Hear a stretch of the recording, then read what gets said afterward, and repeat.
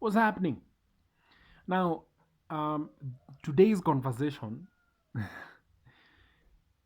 is not a popular conversation. It's not a popular conversation. Today's conversation is a real conversation. And I want to talk to the church and I want to talk to parents. So if you know you're a parent, please listen to this. We have saizi palituko kwa hii world.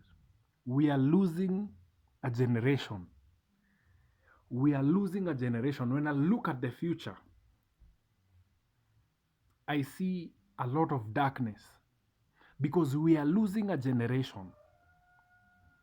And this is why. Because we are selfish. People, as soon as your daughter turns 20, it's time for you to marry her off. She's in her prime years, and it's time for you as a parent to marry your daughter off. Stop holding her. Same thing goes to the church. Tunaka church, we are watching our young girls. They come in and they start serving in church as young, beautiful girls. But tunaka pale and we watch them grow old as they continue to serve. Not one person is ever going to tell her the truth. It's about time for us to begin to build relationships. That is an area that is lacking today. And I will say this, and I will say this without fear. Men and women are better together.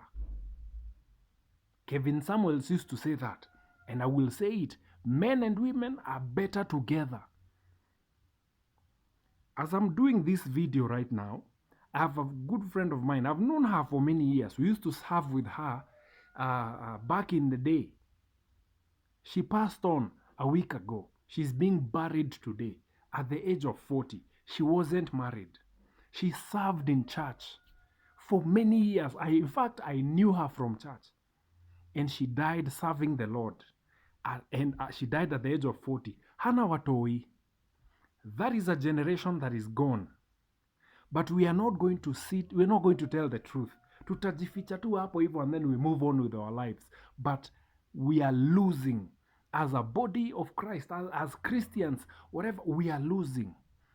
I have a good friend of mine whose parent, the mom, is sending her off to the UAE tomorrow. She is 21. Kesho, she is on a flight going to the UAE, to Qatar. Aende huko akuembot. And she's going, this is her prime years, anaenda kukuambot na huko. Instead of being married off to a man so that she can fulfill her purpose. I have said this in another video. A woman's purpose is to be under a man, to be a wife, to bear children.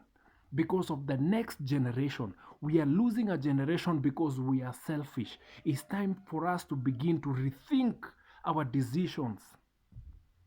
Lazima tukae chini. In 2023, we have to tell each other the truth. This is the year of truth. If you can't handle it, shauri yako. But the reality of the matter is, we are losing a generation because we are holding our daughters to ourselves for too long. By the time huo dem anaenda kuolewa, she cannot bear children. She is past the age of childbearing. Come on, man. We have to start thinking. We have to stop being selfish. Men, if you're a father and you have a daughter who is past teenage, she's 19, 20, begin to groom her for marriage. Groom her to be a wife. If you're a mom and you have a teenage daughter, begin to prepare her to be a wife. We are wasting a lot of time. And let me tell you, ni sisi tutarudi kuumia. Look at the Muslims. Look at the Hindus. They are increasing in number. Why? Because as soon as their daughters get to their prime, they marry them off. Sisi tunakaa hapa to waiting on the Lord. And sisi ndio tuna lose. When I look at our world in the next 10 years, 20 years, Kenya will be a Muslim state. Kenya will be an Islam state. And who is to blame? Us. Why? Because we refused to do what was right. Ladies and gentlemen, this is 2023. The year of truth. If you can't handle it, shauri yako, but we have to do something. Enough of this bullshit. Enough is enough.